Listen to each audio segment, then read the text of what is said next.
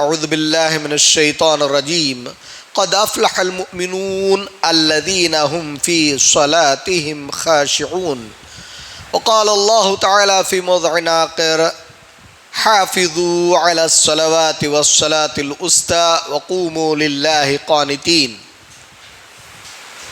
அளவற்ற அருளானும் நிகரே இல்லாத அன்புடையனுமாகிய அல்லாஹ்வின் திருப்பெயரால் கோடி கோடியாக தரூதும் ஸலவாத்தும் உண்டாவதாக எங்கள் நாயகம் பெருமானார் ஸல்லல்லாஹு அலைஹி வஸல்லம் அவர்கள் மீதும் சஹாபாக்கள் மீதும் தாபஈன்கள் மீதும் தாபஈன்கள் மீதும் எங்கள் மீதும் அல்லாஹ்வின் சாந்தியும் சமாதானமும் உண்டாவதாக.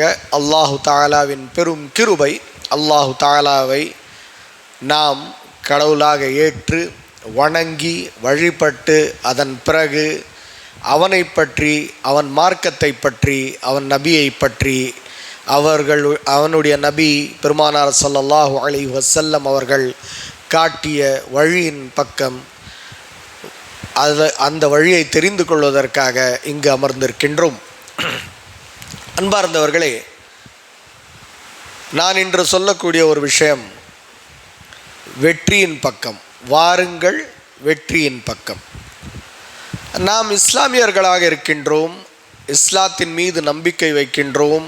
இஸ்லாம் எங்கள் உயிராக மார்க்கமாக இருக்கின்றது. அந்த இஸ்லாத்தை நாம் ஏற்றுக்கொண்டோம் என்றால் இஸ்லாத்தின் 5 கடமைகள் இருக்கின்றன. புனியல் இஸ்லாமு அலா ஹம்ஸ். இஸ்லாத்தின் 5 கடமைகள் இருக்கின்றன. இஸ்லாம் 5 தூண்கள் மீது நிறுவப்பட்டிருக்கின்றது.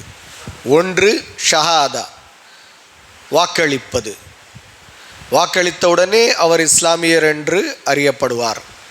அஷ்ஹது அன் லா இலாஹ இல்லல்லாஹ் வ அஷ்ஹது அன்ன முஹம்மதன் ரசூலுல்லாஹ் அப்படின்னு அது சொல்லிட்டாரு, அவர் இஸ்லாத்தை ஏற்றுக்கிட்டார். மனசார உள்ளத்தார அவர் இஸ்லாத்தை அதை உச்சரித்தார் என்றால் அதை புரிந்து தெரிந்து அவர் இஸ்லாத்தை ஏற்றுக்கொண்டார்.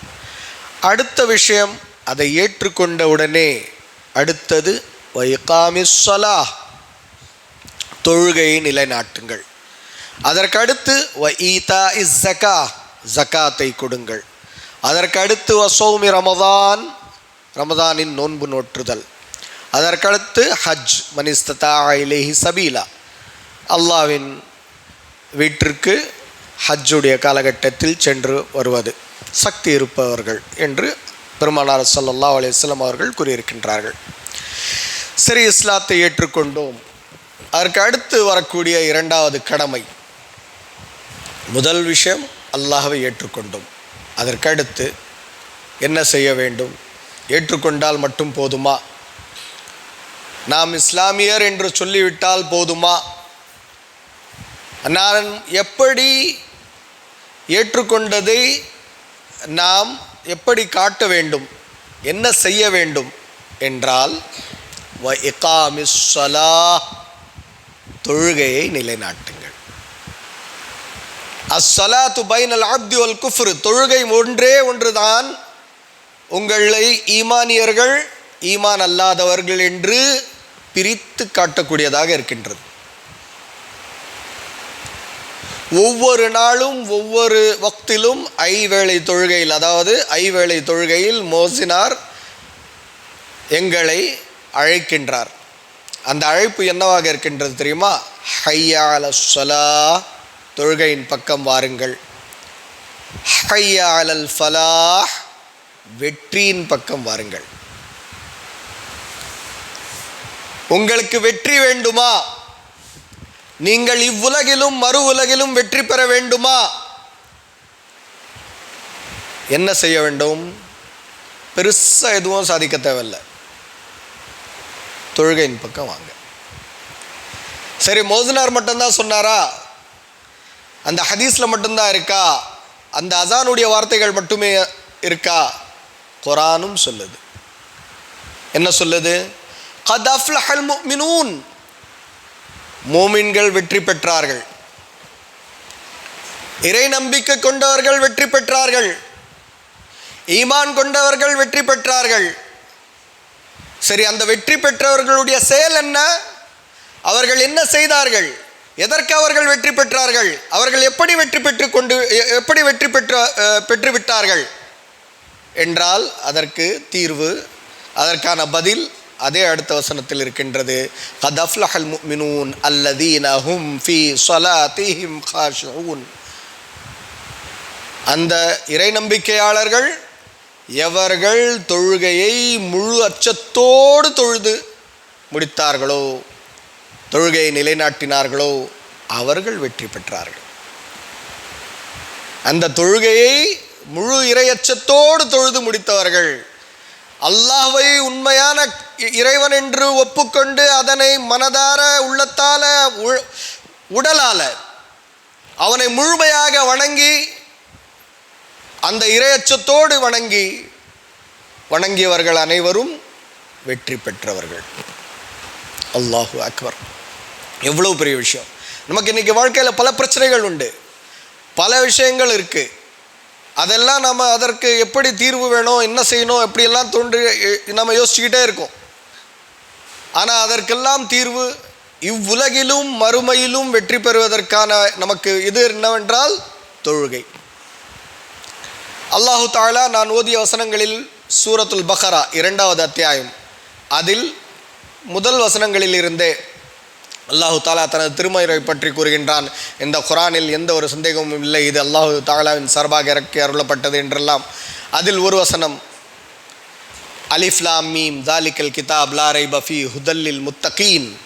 இந்த குர்ஆன் இறை அச்சம் கொண்டவர்களுக்காக வழிகாட்டியாக இருக்கின்றது. சரி, அந்த இறை அச்சம் கொண்டவர்கள் எவ்வாறு இருப்பார்கள்? அவர்கள் எப்படிப்பட்ட நல்ல செயல்களை செய்வார்கள்?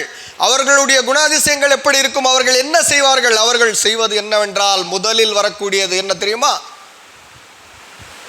அல்லதீன யுகீமூன ஸலாஹ். அவர்கள் தொழுகையை நிலைநாட்டக்கூடியவர்களாக இருப்பார்கள். இறையச்சம் கொண்டவர்களும் தொழுகையை நிலைநாட்டுவார்கள். வெற்றி பெற்ற மூமின்களும் தொழுகையை நிலைநாட்டுவார்கள். அதுவும் அவர்கள் முழு மனதோடு உள்ளச்சத்தோடு தொழுவார்கள். இப்படி, அதாவது தொழுதால் நமக்கு அதற்கான பலன், தொழுதால் நாம் வெற்றி பெறுவோம். ஹய்யால ஸலா, தொழுகையின் பக்கம் வாருங்கள். ஹய்யாலல் ஃபலா, வெற்றியின் பக்கம் வாருங்கள். வெற்றி எங்கே இருக்குன்னு நம்ம தேடிக்கிட்டே அலைஞ்சிக்கிட்டு இருக்கோம். வெற்றி பள்ளியிலே இருக்கு. எங்கள் நாயகம் ஸல்லல்லாஹு அலைஹி வஸல்லம் அவர்களுடைய செயல்களை நீங்கள் பார்த்தீர்கள் என்றால் எல்லா நேரமும் ஏதேனும் ஒரு கஷ்டம், அதாவது சூரிய கிரகணம் நடந்ததா தொழுவார்கள், சந்திர கிரகணம் நடக்கின்றதா தொழுவார்கள், மழை வேண்டுமா தொழுவார்கள், போருக்கு செல்ல வேண்டும், போருக்கு செல்லும் பொழுது ஏதேனும் அதற்கான ஏற்பாடுகள் அனைத்தும் செய்து அல்லாஹ்விடம் மண்டியிட்டு மன்றாடி துஆ கேட்பார்கள் சஜ்தாவில். அல்லாஹு அக்பர். தொழுகையின் ஒரு சிறப்பு என்ன தெரியுமா? 5 கடமைகள், ஷஹாதா, சலா, சௌம், ஜக்கா, ஹஜ். இதில் எல்லா விஷயத்தையும் அல்லாஹு தஆலா மலக்கு ஜிப்ரீல் அலைஹிஸ்ஸலாம் அவர்களை உலகத்திற்கு அனுப்பி வசனங்களை இறக்கி கடமையாக்கினான். என்ன தொழுகை? அல்லாஹு தஆலா பெருமானார் ஸல்லல்லாஹு அலைஹி வஸல்லம் அவர்களை மேராஜில் அழைத்தான். அல்லாஹு தஆலா நேரடியாக பேசி பெருமானார் ஸல்லல்லாஹு அலைஹி வஸல்லம் அவர்களுக்கு இந்த தொழுகையை கடமையாக்கினான். பெருமானார் ஸல்லல்லாஹு அலைஹி வஸல்லம் செவியேற்றார்கள், கேட்டார்கள். சிதறத்துல் முன்தஹா என்ற இடத்தில் சென்றார்கள். அங்கு ஜிப்ரீல் அலைஹிஸ்ஸலாம் கூட செல்ல இயலவில்லை. அங்கு பெருமானார் ஸல்லல்லாஹு அலைஹி வஸல்லம் நின்று விட்டார்கள். அதன் பிறகு அவரும் செல்லவில்லை. அங்கு அல்லாஹு தஆலா பெருமானார் ஸல்லல்லாஹு அலைஹி வஸல்லம் அவர்களுக்கு இந்த தொழுகையை கடமையாக்கினான். மற்ற விஷயங்கள், ஜகாத், அல்லாஹு தஆலா ஜிப்ரீல் அலைஹிஸ்ஸலாம் அவர்களிடம் வசனத்தை இறக்கி அருளினான். அதை கொண்டு வந்தார்கள், ஒப்படைத்தார்கள். ஜகாத் கடமை என்றானது. ஹஜ் கடமையானது. நோன்பு கடமையானது. யா அய்யுஹல்லதீன ஆமனூ குத்திப அலைக்குமுஸ் ஸியாம். ஈமான் கொண்டவர்களே, உங்கள் மீது நோன்பு கடமையாக்கப்பட்டது என்ற வசனங்கள் இறக்கி அருளப்பட்டன. ஆனால் தொழுகை மிஅராஜிற்கு சென்று அங்கு கடமையாக்கப்பட்டது. அவ்வளவு சிறப்பு மிக்க ஒரு இபாதத்தை நாம் வைத்துக்கொண்டு வெற்றியின் ரகசியம் தெரிந்தும் அதை பொருட்படுத்தாமல், அதை பற்றி சற்றும் சிந்திக்காமல், அதை பற்றி அதற்கான முக்கியத்துவத்தை கொடுக்காமல் ஏதோ இருக்கின்றோம். ஈமானியர்கள், இஸ்லாமியர்கள் என்றால் உங்களுக்கும் மற்றவர்களுக்கும் தெரிய வேண்டிய வித்தியாசம் என்னவென்றால் உங்கள் தொழுகைதான். நாம் இஸ்லாமியர்கள் என்று பெயர் பலகை வைத்துக் கொண்டு சுத்த இயலாது. நான் மோமின், நான் முஸ்லிம் என்று பெயர் பலகை வைத்து சுத்தக்கூடாது. அது எந்த பலனும் நமக்கு தராது. என்ன பலன் தரும்? தொழுவாளியாக இருந்தால் இந்த தொழுகை அவர்களிடமிருந்து உங்களை பிரித்து காட்டும். நீங்கள் மோமின்கள், நீங்கள் இஸ்லாமியர்கள், இறை நம்பிக்கை கொண்டவர்கள். அதற்கு முக்கியமான செயல் என்ன? What is the proof you are a believer? நீங்கள் ஈமானியர்கள் என்ற உங்களிடம் என்ன அத்தாட்சி இருக்கின்றது? நான் தொழுவாளியாக இருக்கின்றேன், நான் தொழக்கூடியவனாக இருக்கின்றேன், போதும். இதுதான் அல்லாஹு தஆலா பெருமானார் ஸல்லல்லாஹு அலைஹி வஸல்லம் அவர்களுக்கு கட்டளையிடுகின்றான். குர்ஆனில் 186 இடங்களில் தொழுகையை பற்றி கட்டளையிடப்பட்ட, அதாவது தொழுகை பல கோணங்களில் வந்திருக்கின்றது. தொழுகை தொழுகை தொழுகை என்று. அதில் 17-18 இடங்களில் அல்லாஹு தஆலா கட்டளையிடுகின்றான். வ இகாமிஸ் ஸலா வ அகீமுஸ் ஸலா வ ஆத்துஸ் ஸகா என்று. அதாவது தொழுகை நிலைநாட்டுங்கள் என்று அல்லாஹு தஆலா கட்டளையிடுகின்றான். இது இல்லாமல் பெருமானார் ஸல்லல்லாஹு அலைஹி வஸல்லம் அவர்களுக்கு சூரத்துல் ஹிஜ்ரில் வஅபுத் ரப்பக ஹத்தா யஅதியகல் யகீன் என்று அல்லாஹு தஆலா கூறுகின்றான்.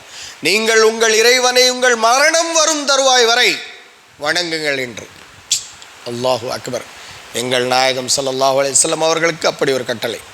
அது அனைத்து சமுதாய மக்களுக்கும் அது பொருந்தும். அப்படி நாம் கடைசி மூச்சு வரை தொழ வேண்டும். அதில் எந்த ஒரு அட்ஜஸ்ட்மெண்ட்டும் இல்லை. உடல் நலம் சரியில்லையா, நின்று தொழுக இயலவில்லையா, அமர்ந்து தொழலாம். அமர்ந்து தொழுக இயலவில்லையா, கொஞ்சம் சாஞ்சிட்டு தொழலாம். சாஞ்சி தொழுக இயலவில்லையா, படுத்துக்கிட்டே தொழலாம். ஆனால் தொழணும். பயணத்தில் இருக்கிறீங்களா, தொழணும். வீட்டில் இருக்கிறீங்களா, தொழணும். எப்படி இருந்தாலும் தொழுகை கடமையாக்கப்பட்டது. போர்க்களத்திலும் தொழ வேண்டும். அல்லாஹு அக்பர். பயணத்திலையும் தொழணும், போர்லையும் தொழணும், எல்லா இடத்துலையும் தொழுதே தீரணும். தொழுகை உங்களுக்கு பிரித்து காட்டுகின்றது நீங்கள் ஈமான் கொண்டவர்கள், ஈமான் இல்லாதவர்கள் மத்தியில். எப்படி எங்கள் நாயகம் ஸல்லல்லாஹு அலைஹி வஸல்லம் அவர்கள் எப்படி தொழுதார்கள்? ஒரு உதாரணம், ஒரு ஹதீஸ்.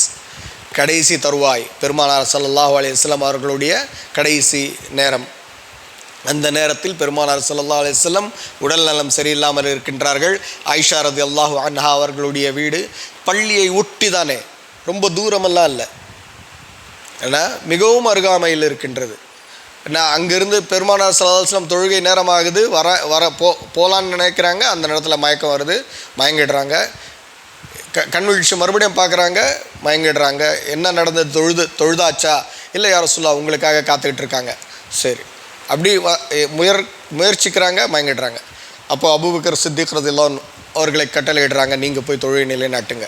சரி, அவங்க தொழுகை அதாவது இமாமத் செய்கிறாங்க, தொழுகை நடக்குது.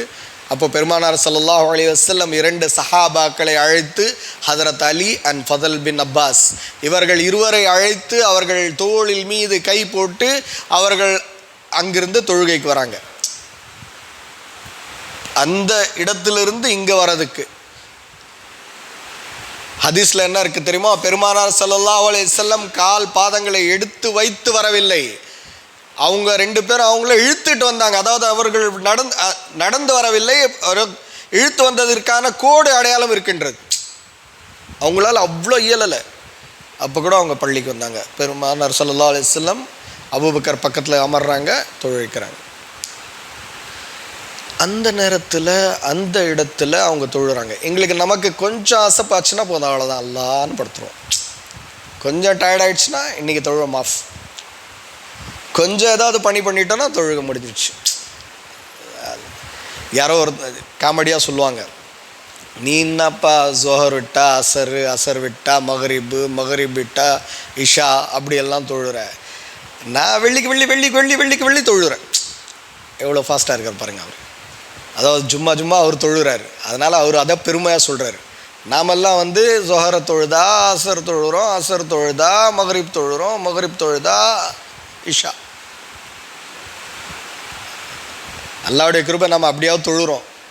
ஆனால் அவர் வெள்ளிக்கு தொழுகிறாரு, அதாவது ஜும்மா அவர் தொழுதுறாரு. அதனால அவருக்கு ஒரு பெருமை இல்லை. அல்லாஹு அக்பர். நம்ம மக்களுடைய நிலைமை இப்படி இருக்கு. ஏன்னா நம்ம அந்த முக்கியத்துவத்தை நாமளும் எடுத்துக்கிறதில்ல, நம்ம பிள்ளைகளுக்கும் கற்றுக் கொடுக்கறதில்ல.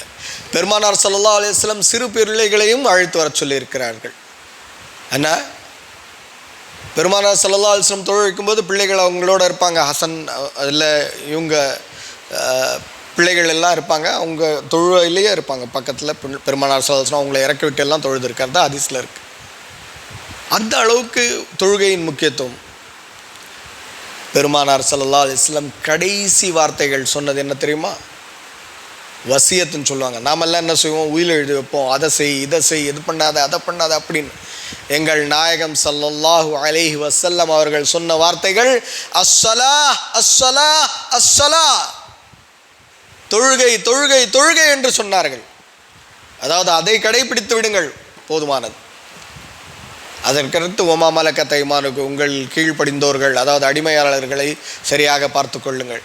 அதுதான் அவர்களுடைய கடைசி வார்த்தைகளாக இருந்தது. அந்த அளவுக்கு முக்கியத்துவம் வாய்ந்த ஒரு விஷயத்தை நாம் சற்றும் பொருட்படுத்தாமல் இருக்கின்றோம். அல்லாஹ் பாதுகாப்பானாக. அல்லாஹ் நம்மை அனைவரையும் தொழுகைக்கான வாக்கியத்தை தந்தருள்வானாக. அது மட்டுமல்லாமல் எல்லா நேரங்களிலும் எந்த ஒரு சிச்சுவேஷன் இருந்தாலும் நாம் அல்லாஹ்விடம் தொழுது துவா கேட்டு நம்ம அவனிடம் அவன்தான் எங்களுக்கு தீர்வு என்று நினைத்து அவனிடம் நாம் கேட்டோம் என்றால் கண்டிப்பாக அவன் தரக்கூடியவனாக இருக்கின்றான், அவன் செவி சாய்க்கக்கூடியவனாக இருக்கின்றான்.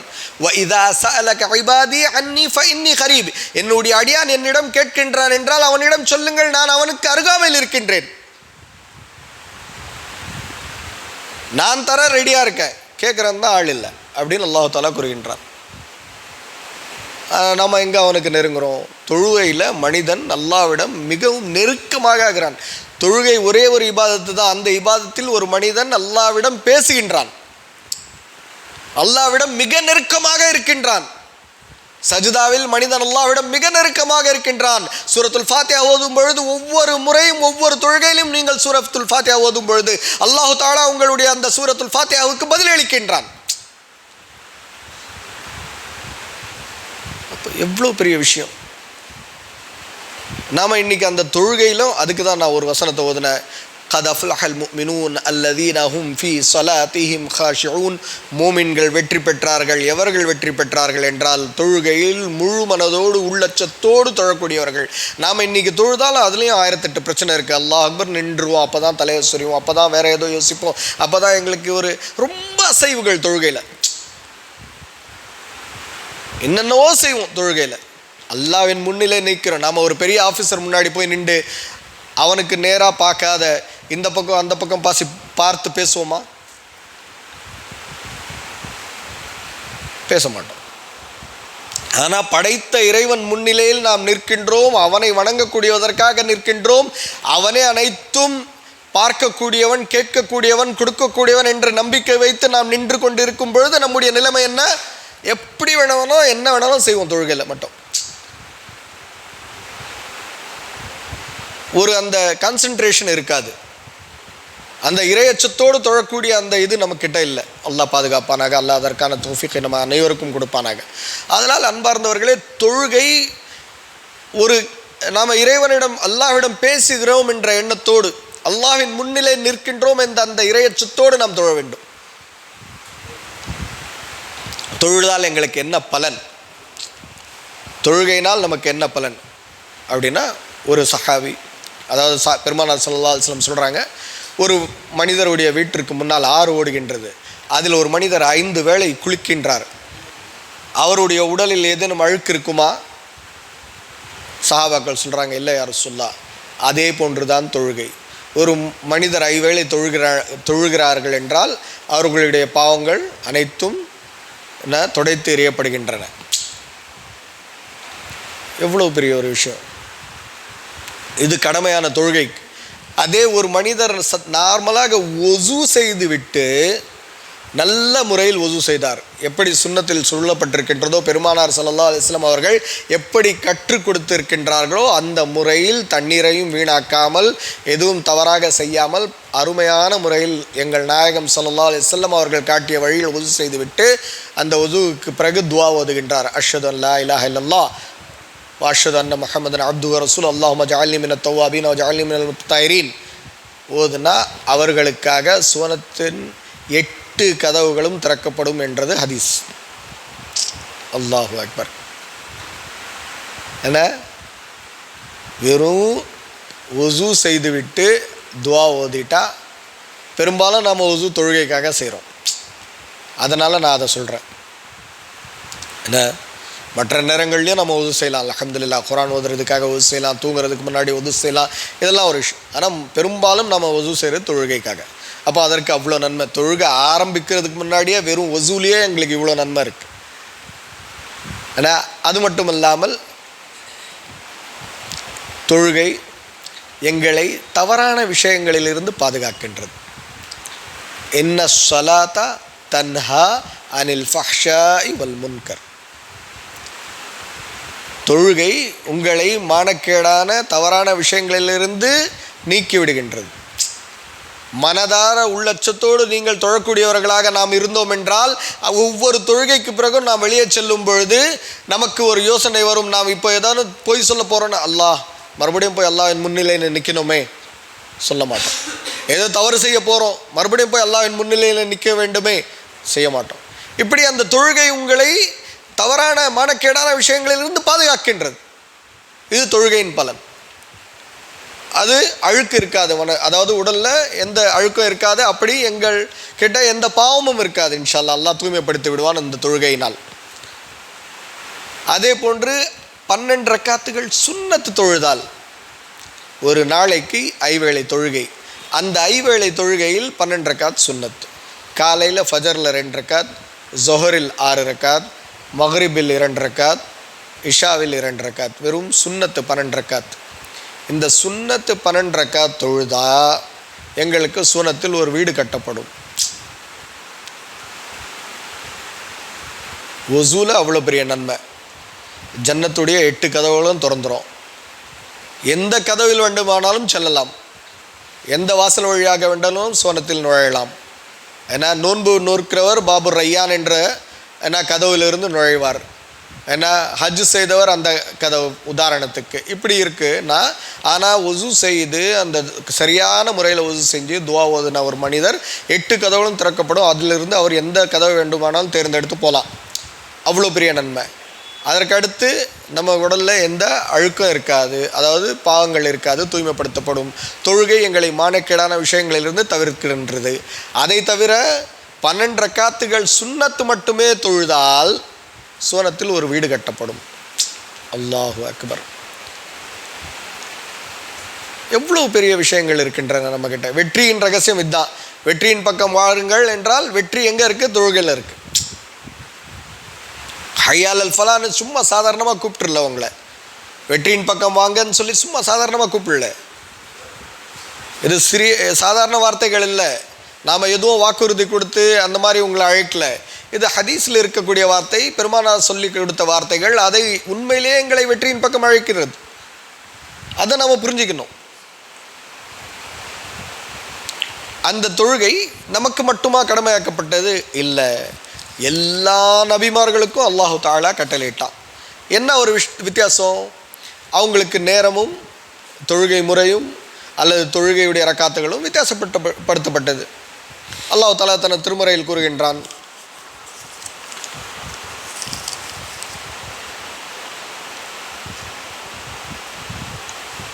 وَجَعَلْنَاهُمْ أَئِمَّةً يَهْدُونَ بِأَمْرِنَا وَأَوْحَيْنَا إِلَيْهِمْ فَعْلَ الْخَيْرَاتِ وَإِقَامِ الصَّلَاةِ وَإِيتَاءِ الزَّكَاةِ وَكَانُوا لَنَا عَابِدِينَ. அல்லாஹு தஆலா நாம் நபிமார்களை தேர்ந்தெடுத்து அவர்களுக்கு நம்முடைய விஷயங்களை வழிகாட்டினோம். வஹைனா இலையும் அவர்களுக்கு வகை இறக்கினோம். ஃபஅலல் கைராத் நற்செயல்களை செய்வதற்கான வஇகாமிஸ் ஸலா தொழுகை நிலைநாட்டுங்கள் என்று கட்டளையிட்டோம். வஇதாஇ ஸகா ஜகாத் கொடுங்கள் என்று. இது அல்லாஹு தஆலாவின் கட்டளை. எல்லா நபிமார்களுக்கும் இருந்தது இந்த விஷயம். எங்கள் நாயகம் ஸல்லல்லாஹு அலைஹி வஸல்லம் அவர்களுக்கு மட்டுமே உரியதல்ல, எல்லா நபிமார்களுக்கும் கட்டளையிடப்பட்டிருந்தது. இந்த ஆயத்திலிருந்து அந்த விஷயம் நமக்கு தெரிகின்றது. இப்படி ஒரு கடமையான விஷயத்தை நாம் இன்று இவ்வாறு விட்டுவிட்டு நாம் பல சிக்கல்கள், பல துன்பங்கள், பல கஷ்டங்களில் இருக்கின்றோம் என்று நினைத்து அதற்கான தீர்வை தேடிக்கொண்டிருக்கின்றோம். ஆனால் அதற்கெல்லாம் தீர்வு எங்கே இருக்குது? ஐவேளை தொழுகையில் இருக்குது. நாம் வந்தோம், தொழுதோம், அல்லாஹ்விடம் கேட்டோம், அல்லாஹ் அதற்கான தீர்வை கொடுத்து விடுவான் இன்ஷா அல்லாஹ். அந்த நம்பிக்கை, அந்த முறை வேண்டும்.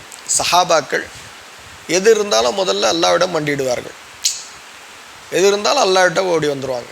அந்த மாதிரி இருக்கணும், அந்த நம்பிக்கை இருக்கணும், அந்த ஈமான் இருக்கணும். அப்படி இருந்தால் இன்ஷா அல்லாஹ் கண்டிப்பாக நம்ம வெற்றி பெறுவோம்.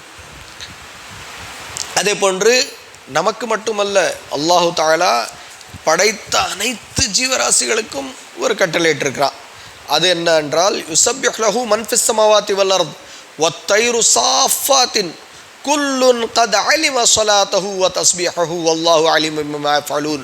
சூரா நூர்ல 41வது வசனத்தில் அல்லாஹ் தஆலா கூறுகின்றான், யுஸப்பிஹு லஹு மன் ஃபிஸ் ஸமாவாதி வல் அர்த், வானங்களில் பூமியில் இருக்கின்ற அனைத்தும் அல்லாஹ்வை புகழ்ந்து கொண்டே இருக்கின்றது. வத்-தைரு ஸாஃபாத், பறவைகள் எல்லாம் அதாவது நேர்கோட்டுகளில் இருக்கின்றார்கள், அதாவது சஃப்புகளை நிற்கிற மாதிரி இருக்கிறாங்க, அப்படியெல்லாம் இருக்கிறாங்க. குல்லுன் கத் அலிம ஸலாத்தஹு, ஒவ்வொரு படைப்பினமும் அதற்கான உரிய வணக்கத்தை பற்றி தெரிந்திருக்கின்றது. தொழுகை பற்றியோ என்ன கட்டளை அல்லாஹ் இட்டிருக்கானோ அதற்கான விஷயத்தை அந்த படைப்பினம் தெரிந்திருக்கு.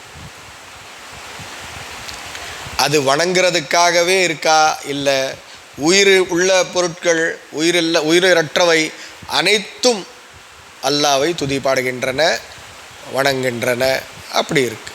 ஆனால் நமக்கு கட்டளையிட்டிருக்கின்றான், வை காமிஸ் ஸலா வை காமிஸ் ஸலா என்று, வாகீமுஸ் ஸலாத வஆத்து ஸகாத வர்கஉ மஅர் ராக்கிஈன் என்று அல்லாஹ் கட்டளையிடுகின்றான். நீங்கள் தொழுங்கள், நீங்கள் ஜகாத்தை கொடுங்கள், நீங்கள் ருக்கு செய்பவர்களோடு இணைந்து ருக்கு செய்யுங்கள் என்று அல்லாஹ் தஆலா கட்டளையிடுகின்றான். அந்த கட்டளை நாம் ஏதோ ஏனேதோன என்று எடுத்துக்கிறோம், அதை பொருட்படுத்துவதில்லை. சரி, அல்ஹம்துலில்லாஹ், தொழுகையுடைய பலன்களை பார்த்தோம். தொழுகை நமக்கு மானக்கேடான விஷயங்களிலிருந்து பாதுகாக்கின்றது, எல்லாம் பார்த்தோம். தொழுகையை விட்டுட்டோம் அப்படின்னா என்ன நேரிடும்? தொழுகையை விட்டால் என்ன நடக்கும்? நான் முதல்ல சொல்லிட்டேன், அவ்வலு மா யுஹாஸிபு பிஹில் அப்து அஸ்ஸலா, மறுமை நாளில் முதல் கேள்வி ஒரு மனிதருக்கு கேட்கப்படுவது என்னவென்றால் தொழுகை பற்றி. மறுமை நாளில் முதல் கேள்வி, நீங்கள் எங்கே பிறந்தீங்க, எந்த ஊர், என்ன பேர், அதெல்லாம் கேட்கப்படாது. முதல் கேள்வி தொழுகை. தொழுதீர்களா? அதற்கடுத்து தொழுகை தான் நம்மை பிரித்து காட்டுகின்றது, நீங்கள் ஈமானியர்கள், ஈமானற்றவர்கள் என்று. சரி, தொழுகை விட்டுவிட்டால் அது அடுத்த கட்டம். தொழுகைக்கு நம்ம தாமதமாக வர்றது, தொழுகை பற்றி கவலைப்படாமல் சரி போகலாம் போகலாம் போகலாம், இப்போ தானே ஸ்டார்ட் பண்ணியிருக்காங்க, 2வது ரக்காத்தில் ஜாயின் பண்ணிக்கலாம், 3வது ரக்காத்தில் ஜாயின் பண்ணிக்கலாம், சரி தஷவுதில் போய் உட்காந்துக்கலாம், அவ்வளோதான் முடிஞ்சிடுச்சு. எப்படி முனாஃபிகீன்கள் என்ன, அவர்களுக்கு இஷாவும் ஃபஜரும் பாரமாக இருக்குன்னு சொல்லி ரசூல் ஸல்லல்லாஹு அலைஹி வஸல்லம் சொன்னாங்க. அந்த மாதிரி இன்றைக்கி அல்லாஹ் பாதுகாப்பானாக, நம்முடைய நிலைமை அப்படி தான் இருக்குது. அல்லாஹ் பாதுகாப்பானாக, அல்லாஹ் எங்களுக்கு நேரத்தோடு தொழுவதற்கான பாக்கியத்தை தந்தருள்வானாக. ஆனால் தொழுகைக்கு தாமதமாக வரக்கூடியவர்களுக்கு அல்லாஹு தஆலா கண்டனம் தெரிவிச்சிருக்கிறான். நமக்கெல்லாம் தெரிஞ்ச சூரா தான், அராய்தல்லதி யுகதிபு பித்தீன் ஃபதாலிகல்லதி யதுல் யதீம் வலா யஹுது அலா தஆமில் மிஸ்கீன் ஃபவைலுல் லில் முஸல்லீன். அல்லாஹு அக்பர். தொழுவாளிகளுக்கு கேடு உண்டாகட்டும். சட்டுன்னு கேட்ட உடனே அதிர்ச்சி ஆகிடுவோம், என்னடா தொழுவாளிகளுக்கு கேடா, அது என்ன? அடுத்த வசனத்தை பார்த்துடணும் உடனே, அல்லதீன ஹும் ஃபீ ஸலாத்திஹிம் சாஹூன். அடுத்த வசனம் உடனே கனெக்ட் ஆகிடுது அதுக்கு. தொழுவாளிகளுக்கு கேடு, எந்த தொழுவாளிகளுக்கு? எப்பேற்பட்ட தொழுவாளிகளுக்கு? எவர்கள் தொழுகைக்கு தாமதமாக, ஏதோ போகலாம் தொழலாம் அப்படின்ற அந்த நோக்கத்தோடு அப்படி ஏதோ வந்துடுறோம் அப்படின்னு அந்த மாதிரி தொழக்கூடியவர்களுக்கு வைலுல்லில் முஸல்லீன், என்ன, தொழுகாளிகளுக்கு கேடுண்டாகட்டும் என்று சொல்லப்பட்டிருக்கின்றது. எவர்கள்? அல்லதீன ஹும் ஃபீ ஸலாத்திஹிம் சாஹூன், எவர்கள் தொழுகையை ஏனோதானோ என்று எடுத்து தாமதமாக வரது அப்படி. அல்லாஹு அக்பர். அதே போன்று சூரத்துல் முதஸ்ஸிரில் ஒரு வசனம் இருக்கின்றது, மறுமையில் சுவனவாசிகள் அல்லாஹ் தாலாவின் தீர்ப்புக்கு பிறகு சுவனவாசிகள் சுவனத்திற்கு சென்று ஓடுவார்கள், நரகவாசிகள் நரகத்திற்கு சென்று வருவார்கள். அந்த அனைத்து தீர்ப்பும் முடிந்துவிட்ட பிறகு நரகத்தில் இருக்கக்கூடியவர்களுக்கு சில கேள்விகள் கேட்கப்படும். அஊது பில்லாஹி மினஷ் ஷைத்தானிர் ரஜீம். மா ஸலககும் ஃபீ ஸகர் காலூ லம் நகு மினல் முஸல்லீன். உங்களை எந்த செயல் இந்த நரகத்தில் இழுத்து வந்தது என்று கேட்கும்போது அவர்கள் நரகத்தில் வெந்து கொண்டு இருக்கக்கூடியவர்கள் அவர்கள் கூறுவார்கள், காலூ லம் நகு மினல் முஸல்லீன். அவர்களுடைய பதில் முதலாவதாக என்னவாக இருக்கும் தெரியுமா?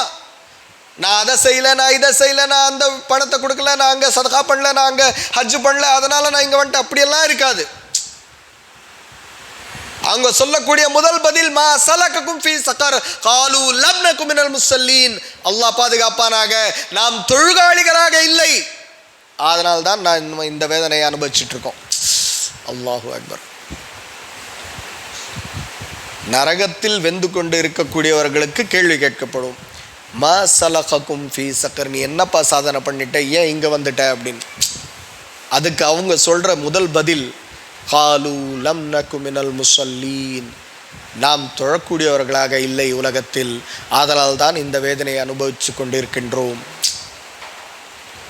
அல்லாஹு அக்பர். எவ்வளோ பெரிய கஷ்டம் பாருங்கள். வலம் நகுனு துஇமுல் மிஸ்கீன். அதற்கடுத்த வர வசனங்கள், நாம் ஏழை எளியவர்களுக்கு உணவு அளிக்கக்கூடியவர்களாக இல்லை. என்ன, நாம் இழிவு குன்னா நஹூது மஅல் காயிதீன் ஹத்தா அத்தானல் யகீன். அப்படியே நேரத்தை கடந்துக்கிட்டே இருந்தோம், நேரம் வந்துடுச்சு, நம்ம நேரம் வந்துடுச்சு, முடிஞ்சிடுச்சு, அதனால நம்ம இங்கே வந்துட்டோம். அல்லாஹ் பாதுகாப்பானாக. ஆதலால் என் அன்பார்ந்த இஸ்லாமிய சகோதரர்களே, தொழுகை இஸ்லாத்தின் இரண்டாவது கடமை. அந்த கடமை நம்மளை மோமினாக முஸ்லீமாக காட்டுவதற்கான அடையாள சின்னமாக இருக்கின்றது, அடையாளமாக இருக்கின்றது. அதில் தாமதமாக வந்து தொழுவது என்பது எப்போதும் நடந்தால் அது மனிதனுடைய இயல்பு, அதெல்லாம் நடக்கும், அப்படி ஒன்றும் பிரச்சனை இல்லை. அதையே ஒரு இதுவாக வைத்து கொண்டோம் என்றால் சூர மாவுனை ஓதிக்கொள்ளுங்கள், அது எங்களுக்கு ஒரு நல்ல பாடத்தை தரும். அதிலிருந்து நாம் அச்சம் பெற்று அதை மாற்றிக்கொள்ளலாம். அதே போன்று தொழுகையை மக்கள் விட்டு விட்டார்கள் என்றால் அவர்களுடைய நிலை நரகத்தின் வேதனையை அனுபவிக்கக்கூடியவர்களாக இருப்பார்கள். தொழுதால் நமக்கு பலன் என்ன கிடைக்கும் என்றால், நம்முடைய பாவங்கள் அனைத்தும் தூய்மைப்படுத்தப்படும். மானக்கேடான விஷயங்களில் இருந்தும் தவறான விஷயங்களில் இருந்தும் நம்மளை தொழுகை பாதுகாக்கும். தொழுகை நம்மை ஈமானியனாக மூமினாக முஸ்லீமாக காட்டுவதற்கான ஒரு அடையாளமாக அமையும். ஆதலால் அல்லாஹு தஆலா நம் அனைவரையும் நேரத்தோடு ஐவேளை தொழுகை தொழுது அதற்கான முழுமையான பலனை அடைவதற்கான பாக்கியத்தை தந்தருள்வானாக. ஆமீன். வாஹிரு தவானா அல்ஹம்துலில்லாஹி ரப்பில் ஆலமீன். அஸ்ஸலாமு அலைக்கும் வரஹ்மத்துல்லாஹி வபரகாத்துஹு.